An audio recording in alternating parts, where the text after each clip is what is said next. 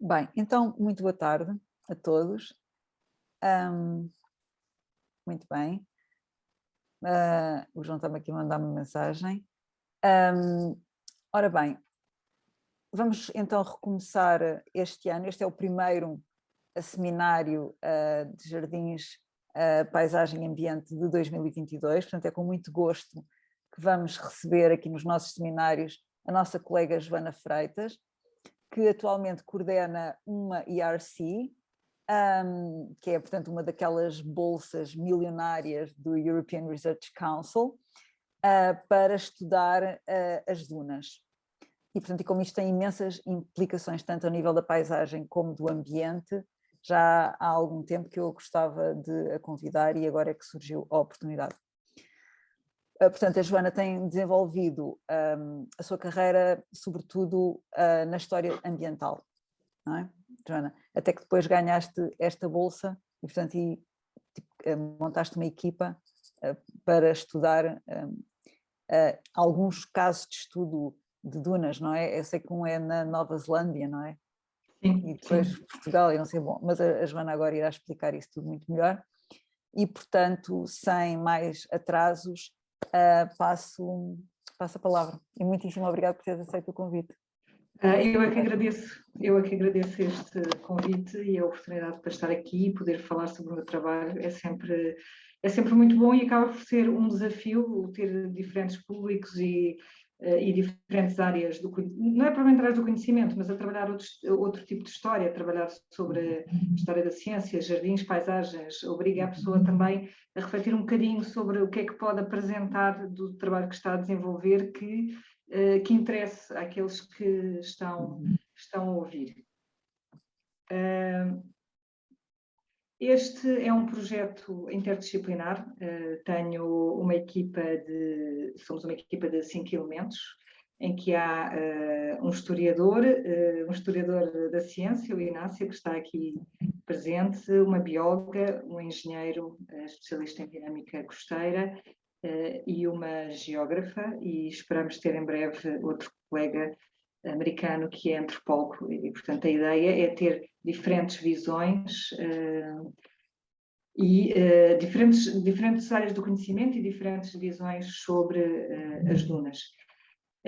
Este é um projeto em história ambiental, sabe-se muito sobre a ciência das dunas, que são geralmente trabalhadas pelos colegas das ciências naturais, mas pouquíssimo sobre a sua história. E há uns anos atrás, quando eu estive a fazer o meu doutoramento sobre as zonas costeiras, percebi que havia muita informação sobre as dunas, informação muito curiosa e que raramente era referida. E, portanto, o objetivo deste projeto é trabalhar e procurar as dunas nos arquivos. E depois cruzar essa informação histórica com os dados científicos existentes. E o objetivo também é trabalhar as dunas numa perspectiva um bocadinho diferente, sendo elas trabalhadas quase sempre por colegas das ciências naturais. Elas são analisadas do ponto de vista dos seus elementos naturais. Mas a verdade é que as dunas também têm uma componente cultural, social, política, e isso percebe-se bem quando se está à procura das dunas e a ler a informação histórica sobre as dunas. E é esse o objetivo do projeto, chamar a atenção para as dunas numa perspectiva que é menos conhecida. E depois, porque as dunas são, na verdade, um pretexto. Pode parecer uma coisa estranha, dunas, sobretudo na área de história, mas as dunas são, no fundo, um pretexto para explorar determinados contextos. Os contextos que se relacionam com as percepções, com as construções, com desastres, grandes questões que estão relacionadas com as zonas costeiras no século XX e no século XXI. O que é isto de viver junto ao mar? Que questões culturais é que estão relacionadas com esta atração pelo mar, que é uma coisa muito recente do ponto de vista da história, que é essencialmente no século XX? O que é isto de construir a praia do ponto de vista cultural e das ideias, mas também construir a praia, moldá-la no sentido mais físico? Que perigos e vulnerabilidades é que acarreta esta aproximação da sociedade à praia e à zona costeira, sobretudo no contexto atual das alterações climáticas, da subida do nível do mar e, portanto, também explorar aqui um bocadinho os possíveis caminhos desta vivência dos seres humanos com o litoral. E as dunas prestam-se muito a poder analisar todas estas questões. Isto é uma duna, eu trouxe aqui esta imagem, penso que não há muitas dúvidas sobre o que é uma duna. Esta definição de a duna como colina de areia amontoada pelo vento à beira-mar é a definição que surge, que eu acho que é muito interessante porque é quase poética, e ela surge num decreto de 2006, que é a Lei de Proteção do Ambiente Marinho e Costeiro de Moçambique. E eu achei que é muito, muito interessante que uma lei descreva as dunas desta forma, porque para nós, para os historiadores, faz todo o sentido. Claro que do ponto de vista das ciências naturais, a definição de duna é diferente, mas esta ajuda a perceber exatamente o que é a duna. E as dunas são essencialmente fenómenos naturais, são produtos das correntes marítimas, das ondas, do vento, da areia, da vegetação. Mas a maior parte das dunas que nós vemos nas nossas praias já não são apenas elementos naturais, fenómenos naturais, são produtos híbridos. Depois de séculos de uso e convivência, as dunas que nós temos hoje, na maior parte dos litorais, são paisagens construídas pelo homem, mais ou menos construídas, onde há quase sempre uma determinada intervenção, e estas paisagens resultam desta conjunção entre o homem, entre os seres humanos e os fatores naturais que antes indiquei. E é exatamente por isto, por esta conjunção entre fatores naturais e fatores humanos, que eu entendo que as dunas podem ser consideradas infraestruturas. E é sobre isso que irei falar nesta apresentação. Esta ideia das dunas como infraestruturas vem de uma discussão com colegas num workshop em que participei, organizado pelo Instituto Histórico Itálico-Germânico, em Trento, em setembro do ano passado. E nele, dois colegas, o Giacomo Parrinello e o Tim Sowens, que têm trabalhado também sobre história ambiental, falaram da água e dos diques como infraestruturas. Se os diques que protegem os Países Baixos nos parecem naturalmente infraestruturas, e em muitos casos eles são construídos pelo homem, a questão da água, e o Giacomo estava a trabalhar sobre a gestão da água na bacia do Rio Po, em Itália, o facto de a água poder ser uma infraestrutura foi para mim uma revelação, nunca tinha pensado propriamente nisso e achei muito interessante. Até porque depois fui ler o artigo em que ele se tinha baseado, um artigo da Ashley Carse sobre Nature as Infrastructure, e achei que era muito interessante e que isto se poderia aplicar muito facilmente às dunas e ao trabalho que tem que estar a desenvolver, porque ela diz que a natureza se pode tornar uma infraestrutura ao proporcionar serviços relevantes para as comunidades e economias. Entende que florestas, áreas úmidas, recifes e outras paisagens, quando organizadas de forma apropriada, fornecem serviços que promovem atividades económicas e desenvolvimento. E, segundo ela, a natureza transforma-se em infraestrutura através do trabalho. Quando há um investimento, quando há um esforço humano em que os valores e as questões políticas, sociais e económicas são inscritas na paisagem.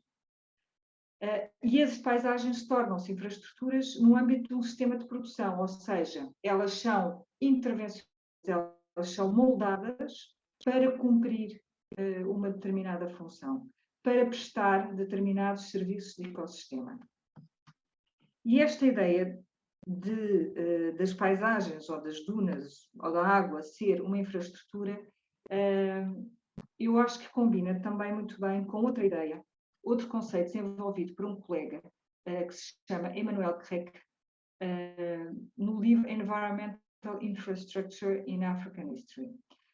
E o Krek diz que ele utiliza o conceito de environmental structure para focar a zona cinzenta entre a agência humana e não humana. E ele diz que a estrutura, o conceito de estrutura, serve para destacar o valor utilitário dos recursos e o esforço humano para moldar as paisagens e o ambiente. E que o conceito de ambiente, ou aqui de estrutura ambiental, aponta para a ideia de que, apesar desta intervenção, o controle humano não é absoluto nem exclusivo, porque as coisas têm uma vida própria. Mas aquilo que ele diz é que as estruturas ambientais não são produtos. Não há um produto final, mas são processos, e processos dinâmicos. E isto é muito interessante, porque eu encontro exatamente isto na minha investigação. Paisagens, dunas, que são construídas por seres humanos e que raramente são produto final. Elas são quase sempre uma fase de um processo dinâmico. Porque as dunas escapam ao controle e têm uma vida própria. É aquilo a que o arqueólogo Ian Oder chama de unpredictable unruliness of things. E nos próximos slides vou dar 3 exemplos de como estes conceitos de estrutura ou infraestrutura ambiental se podem aplicar às dunas.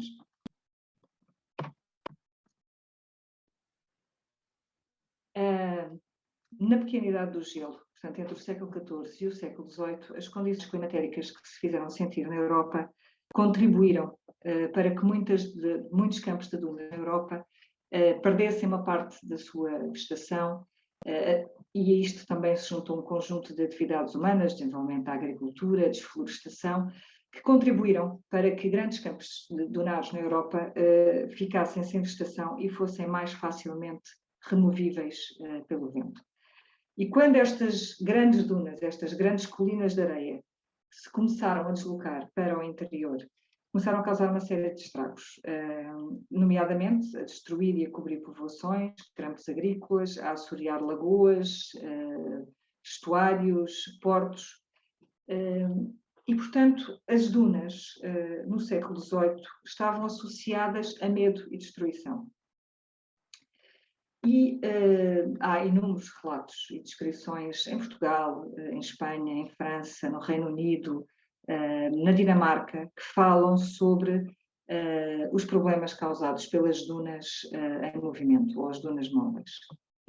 E então, em finais do século XVIII, princípio do século XIX, surge a ideia e desenvolve-se também um método para transformar as dunas em florestas e, no fundo, criar uma nova paisagem. E estas dunas florestadas, eu tenho aqui alguns exemplos, este exemplo de França, que mostra aqui o plano para florestar as dunas da zona da Gasconha, no norte da França, e aqui algumas das intervenções dos serviços florestais portugueses no século XX, na Praia de Mira e também em Bazaruto, Moçambique. E estas dunas florestadas são uma infraestrutura.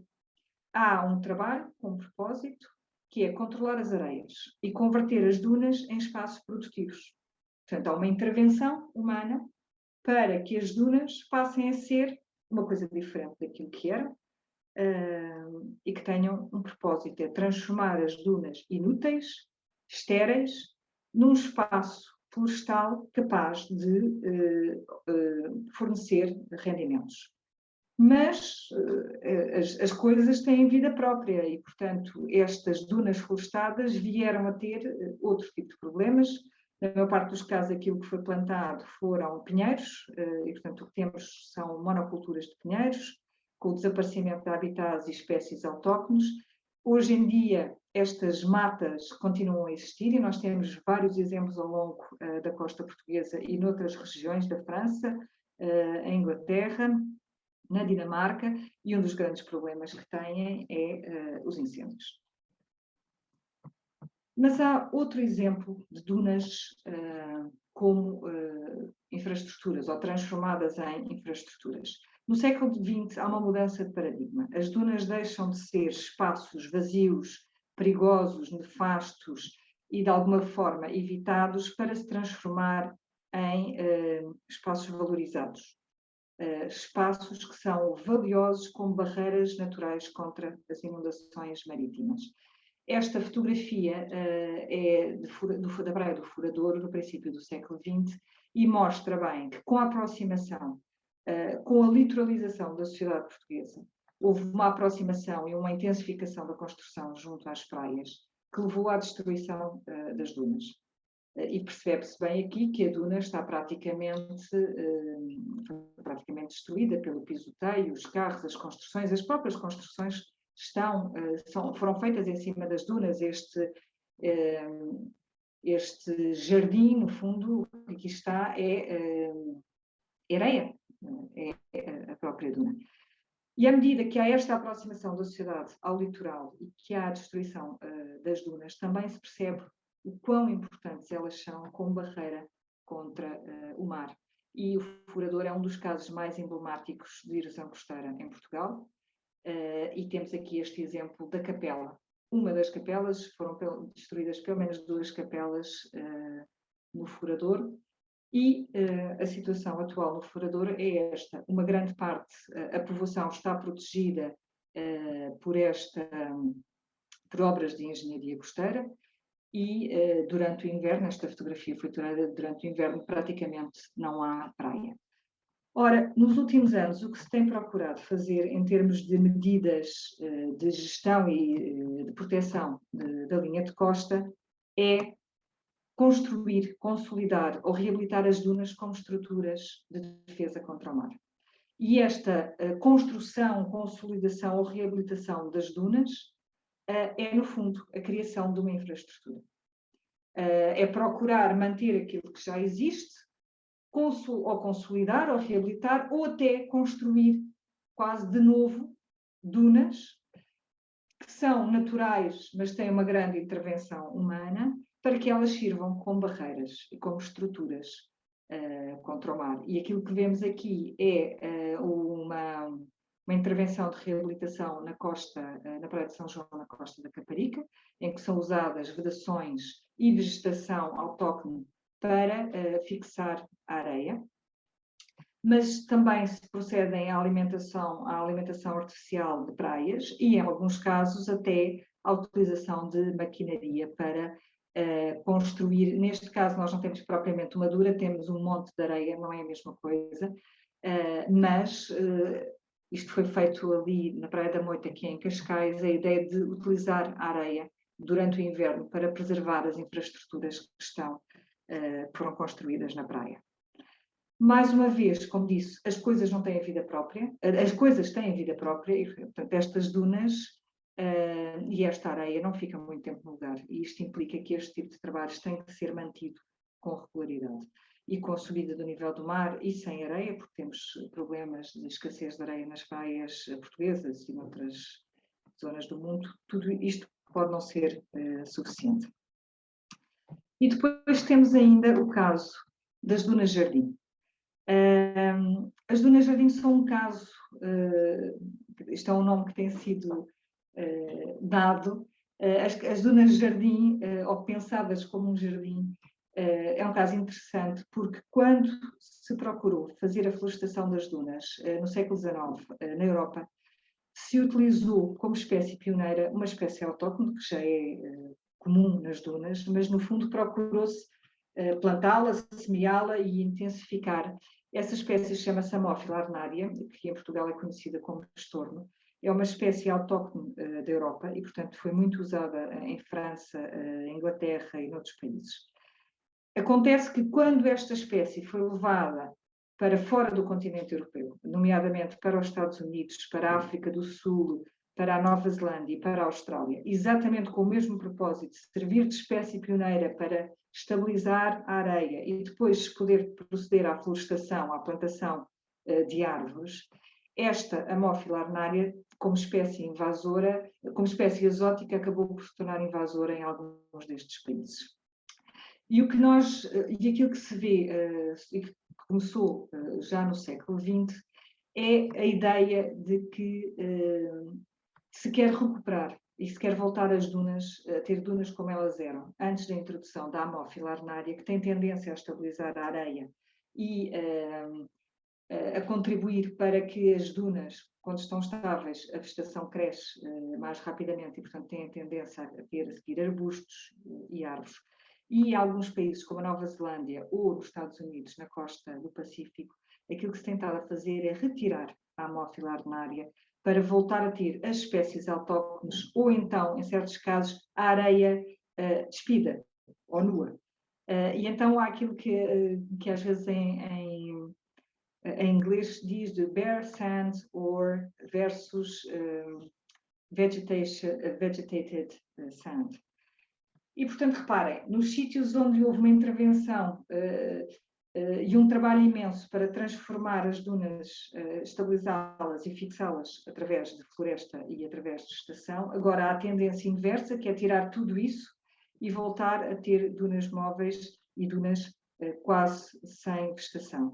E aqui também estamos perante um exemplo de dunas como infraestruturas, porque o que temos aqui é um trabalho e em que o que é valorizado já não é tanto as dunas como para a produção florestal, já não é valorizado a questão das dunas para proteção como barreira contra o mar, mas são valorizadas as dunas do ponto de vista de importantes habitats para determinadas espécies de animais e de plantas, ou até, portanto, é valorizado um determinado estádio ecológico. E isto implica, mas isto tem levantado aqui algumas questões, ou seja, em alguns destes países, por exemplo, no Oregon, há esta ideia, na costa do Pacífico, há esta ideia de voltar a ter as dunas móveis e em manter determinados habitats para espécies raras, animais e plantas. Mas isso implica manter uma determinada baseline ou nível ecológico que é escolhido por razões puramente humanas. Ou seja, a Inglaterra também está a acontecer isso.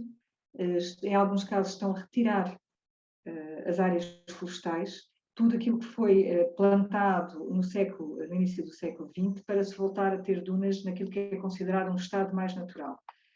Mas os estádios naturais das dunas têm vários níveis e, portanto, a questão é que nível escolher?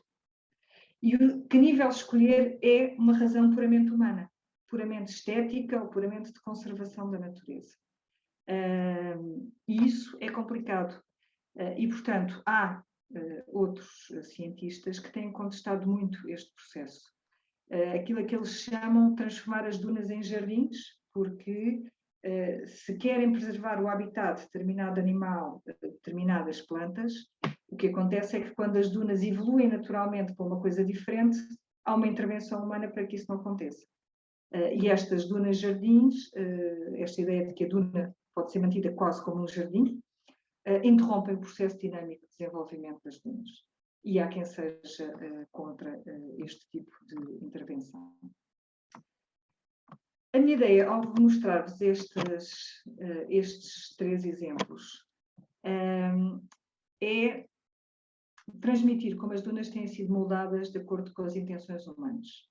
E ao ser moldadas de acordo com as intenções humanas, elas são infraestruturas, porque o objetivo é fornecer determinado serviço, quer seja produtos florestais, quer seja utilizar as dunas como barreira, quer seja fazer delas um espaço para a preservação de determinadas espécies. Mas estas dunas são estruturas ambientais, e eu aqui refiro o ambiental, ou seja, o homem não é o único agente na transformação destas dunas. E porque as dunas fazem parte de uma complexa rede de interações entre diferentes fatores, o mar, o vento, a areia, a vegetação, os animais, isto significa que elas muitas vezes escapam ao controle humano e desenvolvem realidades que são distintas. E o caso da Haemophila ardenaria é um bom exemplo.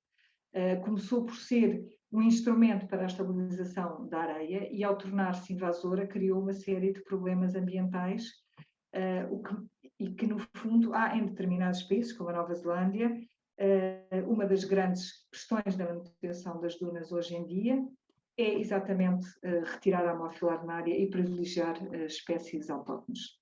Ou seja, para manter os serviços pretendidos, os seres humanos são obrigados a fazer uma manutenção constante. E, ao mesmo tempo, aquilo que vemos é que esses serviços de ecossistema mudam ao longo do tempo, ou seja, aquilo que os seres humanos pretendem das dunas, o tipo de serviços ecológicos que são mais valorizados também mudam ao longo do tempo. Hoje já não queremos dunas florestadas, queremos dunas mais naturais, mas muitas vezes e quando há intervenções das dunas, procura-se estabilizar, mas já não se introduz floresta. Mas, ao mesmo tempo, estes serviços de ecossistema, aquilo que se pretende que as dunas forneçam, também entram em conflito entre si.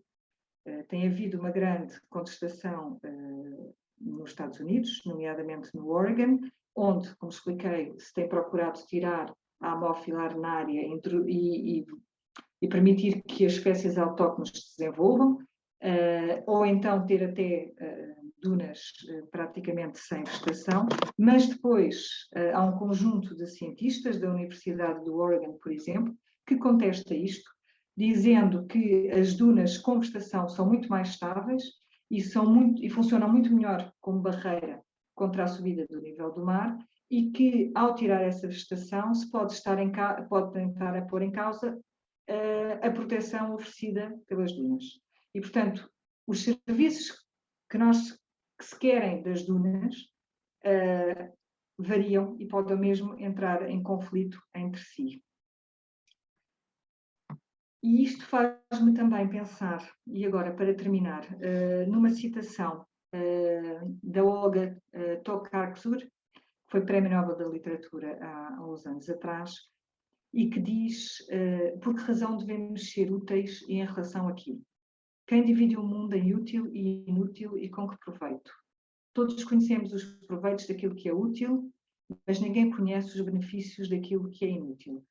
E em relação às dunas, eu acho que esta citação é muito interessante. As dunas começaram por ser inúteis, ou melhor, no século XVIII essa era a visão que havia sobre as dunas inúteis. Vamos eliminar as dunas, vamos transformá-las em florestas, em qualquer coisa que é útil. E no século XX a ideia muda completamente, as dunas são valorizadas como colinas de areia, porque servem de barreira contra o mar, porque são habitats importantes do ponto de vista da conservação da natureza. E, portanto, a nossa ideia de útil e inútil, de bom e de mau, varia ao longo do tempo. A questão é que as nossas ações, as nossas intervenções sobre estes ecossistemas são influenciados também pelo conhecimento científico, mas muitas vezes por aquilo que consideramos que é útil ou inútil, bom ou mau. E muitas vezes nós estamos, e hoje ainda isso acontece, a gerir as consequências daquilo que consideramos que é bom numa altura útil, mas depois deixa de ser. E a verdade é que nós não conhecemos os benefícios, nós não sabemos até que ponto é que daqui a uns tempos a nossa ideia sobre as dunas não muda. E, portanto, a questão é sempre aquilo que se faz, qualquer intervenção no ecossistema, no ambiente, deve ser pensada e deve haver aqui também alguma humildade, porque nós não controlamos as intervenções que fazemos, as coisas escapam muitas vezes ao nosso controle, e muito do que estamos a fazer no século XXI é gerir aquilo que não correu bem no passado. Temos que pensar mas também não podemos julgar aqueles que vieram antes, porque eles o faziam com boa intenção, como nós o fazemos hoje. Mas isso deve-nos obrigar a refletir sobre as intervenções que fazemos e sobre os impactos que elas podem vir a ter no futuro. Muito obrigada pela vossa atenção. Eu queria fazer aqui, a minha ideia era fazer uma apresentação curta e depois poder conversar um pouco convosco.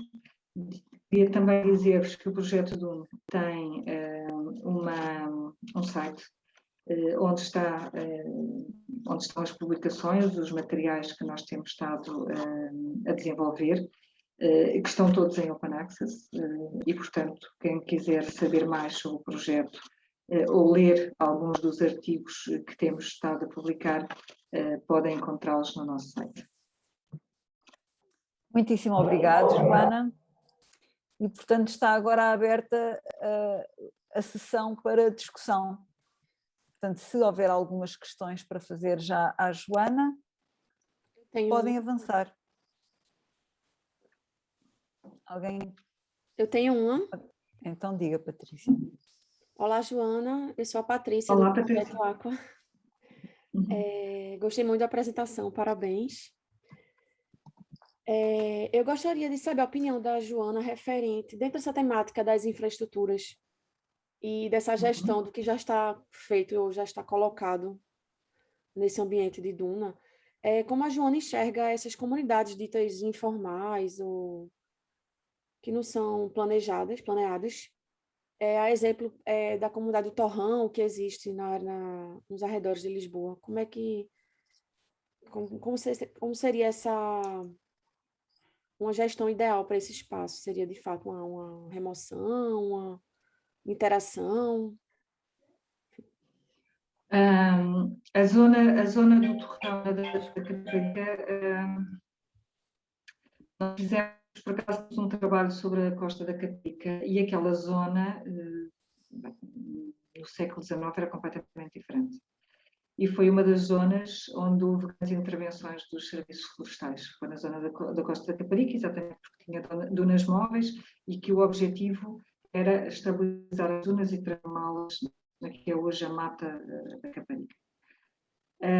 No caso do Torrão e de outras comunidades, isto é sempre muito complicado, mas a verdade é que são zonas de risco, que hoje, e quando se vê os mapas do século XVIII ou do século XIX, percebe-se que aquelas zonas não existiam. Aquilo eram zonas pantanosas, eram zonas de marés, muitas vezes inundadas pela maré,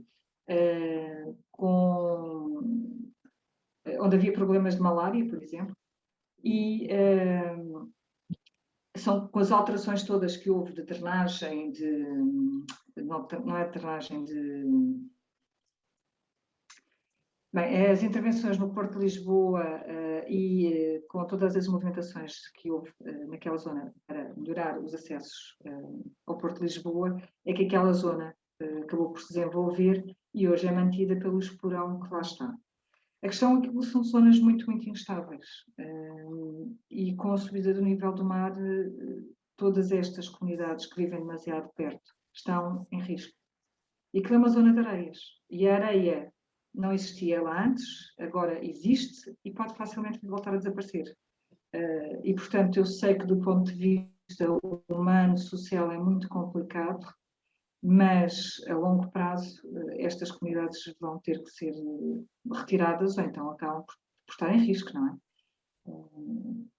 E às vezes, isto é a minha opinião, o investimento em obras e infraestruturas de proteção não vai ser suficiente e se calhar em vez de obras de engenharia e de proteção devia pensar-se em utilizar esse dinheiro, porque são verbas muito avultadas, para reconstruir e retirar essas populações e dar-lhes condições condignas de vida noutros espaços mais seguros.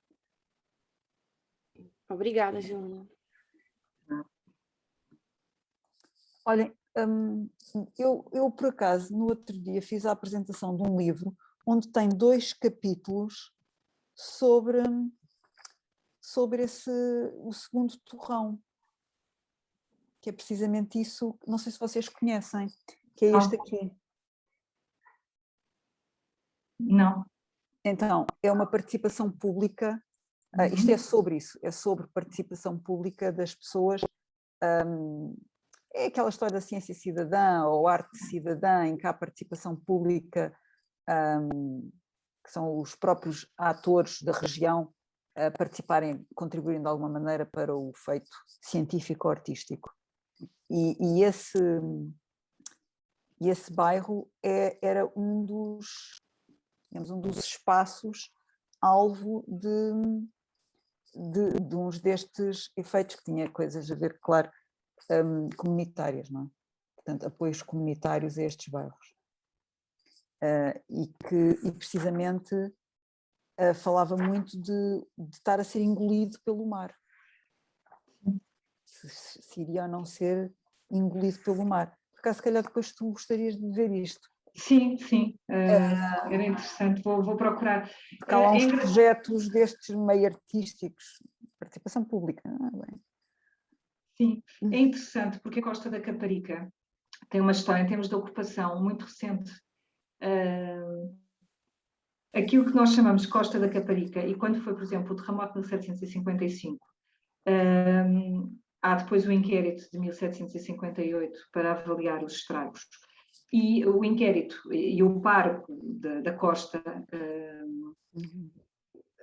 relata que houve algumas destruições, mas que na costa não há problema, não há nada, porque na costa não existe nada.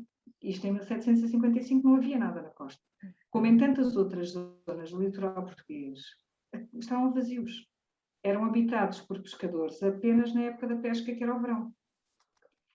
E muitas vezes os pescadores tinham casas temporárias, aquilo que chamavam os palheiros, alguns até são sobre estacas para permitir a mobilidade das dunas, e isto só se altera em finais do século XVIII e no século XIX, essencialmente quando há um desenvolvimento da pesca, e surge o maior interesse das elites pelo litoral.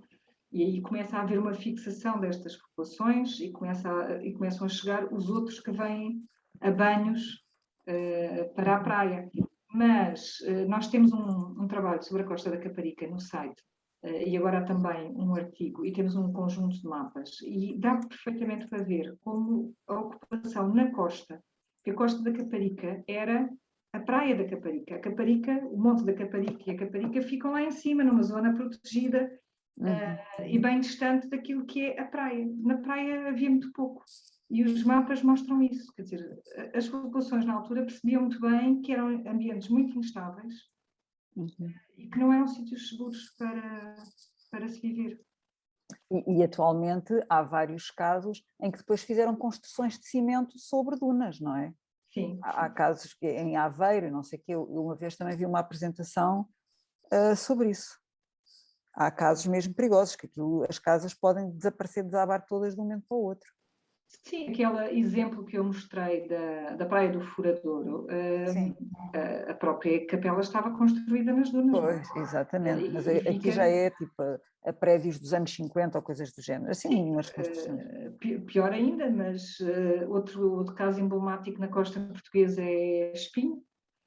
A parte antiga de Espinho foi completamente destruída, exatamente porque se começou a construir naquela zona de dunas, é uma zona muito dinâmica do ponto de vista oceanográfico, geomorfológico, portanto, aqui, grandes alterações da linha de costa de anos para os outros, e aquilo que foi construído quando Espinho se tornou uma estância balnear no século XIX, grande parte foi destruído, a própria linha de caminho de ferro teve que ser deslocada para evitar ser engolida pelo mar. Portanto, e é engraçado que nessa altura há uma proposta no Parlamento para portanto, pensava-se o que é que se vai fazer, isto é século XIX, foi debatido, o que é que vamos fazer para proteger Espinho, e há um parlamentar que sugere que se utilize o dinheiro não para construir estruturas de defesa, mas para deslocar a povoação que ainda se mantinha para o outro lado, ou seja, para haver um recuo da povoação. Mas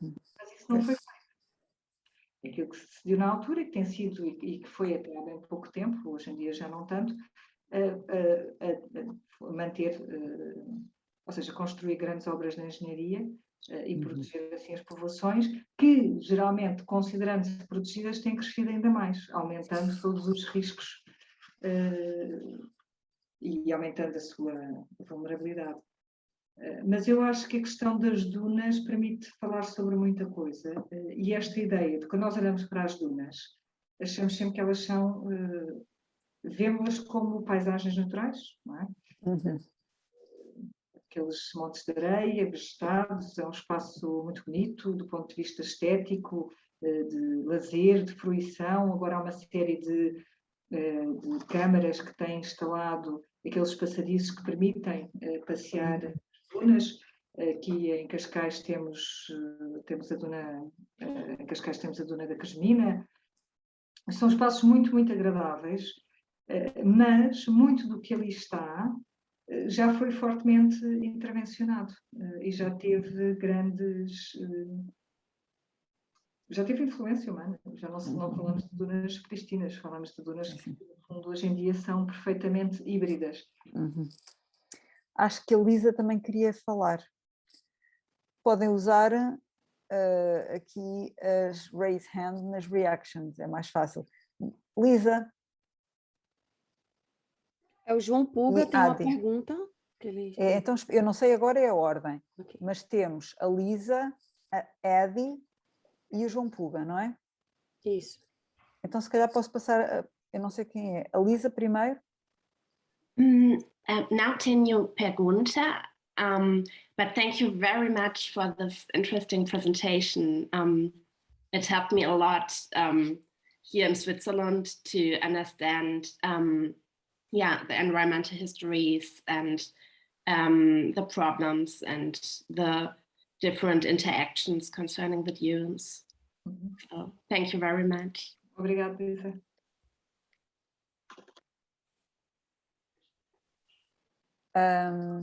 Eddie? Bom dia, desculpem que estou sem câmera, mas eu estou no México, eu sou mexicana. Muito obrigada pelo trabalho, pela apresentação, parabéns. É realmente muito interessante a perspectiva da história ambiental sobre um sistema tão dinâmico como são as dunas, né? Essa interface entre o mar e as praias. Então, eu queria só compartilhar um exemplo aqui do México, da zona da Veracruz, um lugar chamado La Mancha. É uma pequena comunidade rural, um povoado localizado na parte de trás das dunas costeiras, e essas dunas são uma proteção ótima para furacões e inundações, que é um fenômeno natural muito que a gente tem todo ano nessa região do país. Então, esse povoado está localizado num lugar que fica protegido desses furacões graças às dunas. Essas dunas são, uma parte são móveis e outras estão já estabilizadas naturalmente pela floresta tropical. Só que as maiores pressões sobre essas dunas é o setor turístico pesado, né? Não é o setor ecoturístico, mas é o setor que está querendo fazer grandes hotéis para ter uma vista maravilhosa da praia, mas que vai causar uma tragédia ecológica se isso acontecer. Então, a gente está tendo esse conflito entre essa pequena comunidade e essas outras pressões de fora querendo construir grandes hotéis. E tem mais uma coisa que é interessante para compartilhar também, é que a faixa costeira está sujeita a uma lei que permite ter praias públicas. Então, isso já dá um conflito ainda mais interessante, né? mais complexo. Era isso, muito obrigada e parabéns. Muito obrigada, Adi. Sim, isso eu acho que é aquilo que está a acontecer no México, é aquilo que já aconteceu em muitas outras regiões, foi o que aconteceu também em Portugal, quer dizer, uma aproximação, porque estas comunidades que viviam junto à costa, mas não na costa, até ao século XVIII, XIX, são comunidades que vivem ao abrigo das dunas, ou seja, se as dunas por um lado em movimento também causavam uma série de danos, por outro lado também os protegiam de grandes tempestades e das inundações do mar. E eles viviam ao abrigo, ou seja, do lado interior das dunas. E quando a sociedade se move e se começa a aproximar, e quando o sonho de ter uma casa com vista para o mar se torna o grande objetivo da população, as pessoas vão construir na praia, ou seja, em cima da duna, e isso, as dunas desaparecem e começa a haver uma série de problemas. E com o turismo é a mesma coisa, não é? Os hotéis querem geralmente construir ali, em cima da duna, na praia, o mais perto possível do mar, e isso implica destruir o sistema todo. E, claro, quando há tempestades, quando há furacões, depois as consequências são terríveis, e a seguir o que se vem pedir é que se construa uma muralha de proteção, mais um esporão, uma obra de engenharia para substituir a duna, que cumpria essa função naturalmente. E, portanto, claro que em alguns países como o Brasil, o México, tenho estado em contacto com a Argentina, eu sei que ainda há uma pressão turística muito grande. Em Portugal também existe, e vi que havia no chat uma pergunta sobre Troia, mas apesar de tudo, as leis na Europa vão controlando alguma coisa. Não digo tudo, porque continuam a haver uma série de atentados ecológicos, mas continuam a controlar alguma coisa. Mas em muitos outros sítios a pressão turística, a pressão económica é muito grande. E, portanto, é estranho, sabendo nós que com as alterações climáticas e com a subida do nível do mar, que a tendência, que devíamos começar a pensar em recuar, como ainda há todo um grupo que acredita que, enquanto puder aproveitar, vai construir na praia e vai tirar proveito disso e depois logo se vê. João, o João tinha alguma pergunta? Sim, ele mandou a pergunta. Ele mandou, eu não estou a ver Oi. aqui no chat. Qual seria a opinião da Joana sobre o declínio da estrutura de dunas na Península de Troia, nomeadamente com a inutilidade da implantação dos campos de golfe nos diversos resorts de luxo que se dizem ecológicos? Ok.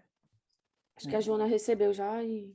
Sim, eu tinha visto que estava, mas não tinha lido a pergunta toda, porque entretanto estava a prestar atenção ao que estava a dizer. A questão de Troia e dos campos de golfe é um exemplo daquele de atentados ecológicos. É muito complicado. É óbvio que já não estamos. Eu conheço alguns destes campos de golfe e alguns destes resorts. É óbvio que já não estamos a falar de estruturas, já não são as torres da Torre Alta. Já não estamos a falar de construir grandes prédios em cima das dunas. Alguns deles, pelo menos, têm adotado algumas medidas para minimizar o impacto, ou seja, são casas muitas vezes pré-fabricadas, de pequenas dimensões, que são assentes sobre a areia, não têm fundações, e em que, por exemplo, os jardins não são jardins relevados, os jardins são areia, são a própria duna, e em que só pode existir plantas autóctones. E, portanto, não há o tipo de intervenção é mais reduzido. Claro que no caso dos campos de golfe é completamente artificial, não é? E, portanto, aí... Agora, é complicado. É complicado e a questão económica e a questão social, o peso que tudo isto tem num país como o nosso é muito complicado. É muito complicado de gerir e eu também não sei quais serão as melhores soluções. O ideal seria que nunca se construísse naqueles espaços, até porque muitas vezes eles se tornam espaços não sendo inacessíveis, porque o acesso à praia tem que estar sempre garantido. A verdade é que depois restringe-se o acesso à praia e aquilo passam a ser praias de elite, não é? Aqueles que no fundo podem usufruir da frente marítima são aqueles que estão ali quase Colados. colados imediatamente. Há alguma preocupação de não serem obras de grande dimensão, mas a questão é quem compra aquele tipo de casas, e não são propriamente baratas, também tem que ter noção que elas podem desaparecer, que elas podem vir a desaparecer. embora alguns dos resorts que eu conheço não estão, eles não estão, ou seja, eles não ficam mesmo em cima, eles ficam em cima da duna, mas não ficam nas primeiras dunas. Não ficam na duna primária, nem ficam ali na zona da duna cinzenta, que é que se segue. Houve naqueles espaços a preocupação de construir afastado e depois de ter um acesso até à praia, porque no fundo as próprias dunas e toda a extensão, a área entre o mar e as casas é grande. E isso permite que as dunas, em caso de uma grande tempestade, de um tsunami, possam servir de barreira protetora. Não sei se serão suficientemente eficazes ou não. Mas há muito tipo de construção ali naquela zona, não é? E as coisas são complicadas. Umas serão mais ecológicas do que outras. E os acessos, sim, agora estou a ver, os acessos são realizados por passadiços que permitem a mobilidade. Aquelas dunas já não estão muito móveis, a maior parte delas já tem grande vegetação e estão relativamente estabilizadas. Mas vê-se que na zona da praia, de ano para ano, que a areia vai desaparecendo. E, mais uma vez, a Península de Troia é toda feita de areia, que, mais uma vez, é altamente instável, pode vir a desaparecer e, a longo prazo, a tendência é para que desapareça com a subida do nível do mar, se aumentar o número de tempestades. Se houver um tsunami, a zona de Troia é extraordinariamente vulnerável. E a questão é essa, as pessoas às vezes esquecem-se. A noção que temos da paisagem, as pessoas não conhecem, não têm essa memória, é óbvio, a paisagem, às vezes falamos de centenas de anos, mas aquele território é extremamente vulnerável. E, portanto, aquelas construções, para quem investiu ali milhões, pode acontecer que se calhar não os possam deixar aos Bom, mais alguém tem alguma questão?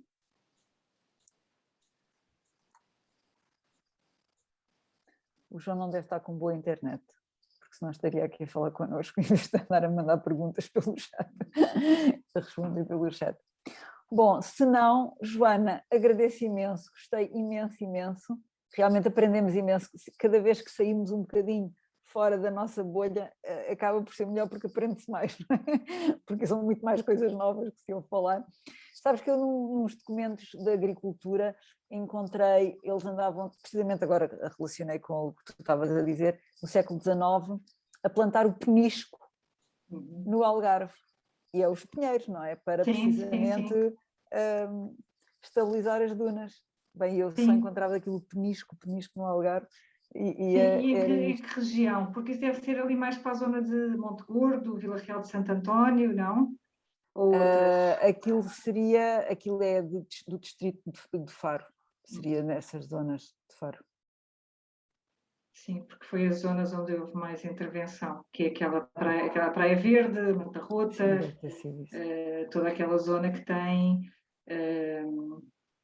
que andou em intervenções no século, a partir do século XIX. E andavam lá em intensivo cultivo do penisco. Era assim que até que depois vinha a descobrir que é a pinheiro, não é? Seria o pinheiro. Sim, também foi daquelas coisas que depois temos que ir aprendendo vocabulário novo. Exatamente, Também não fazia ideia o que era o penisco. E uma série de outras espécies, e às vezes o difícil é, como leio fontes em diferentes línguas e em diferentes regiões, perceber quais são as espécies. Exato, o que é que aquilo quer dizer exatamente? Quais são as espécies que são utilizadas, e elas têm muitos nomes, mesmo a Apomote filarnária, que é uma das espécies que eu tenho tentado seguir, uma planta móvel, mas ela depois tem muitos nomes, mesmo cá, na Europa tem vários nomes em diferentes países, e mesmo em termos de nomes científicos, eu também não sei muito, mas tem vários nomes científicos, e depois vou à procura no Google perceber se estamos a falar da mesma coisa, e explicam que sim, que é só uma variedade diferente. Mas às vezes é confuso, e depois nas fontes aparece o nome científico, como pode aparecer o nome local, ou, tal e qual. E em várias línguas é muito interessante perceber estas variedades.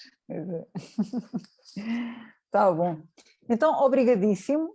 Damos então por encerrada a sessão. Mais uma vez, obrigadíssimo, Joana.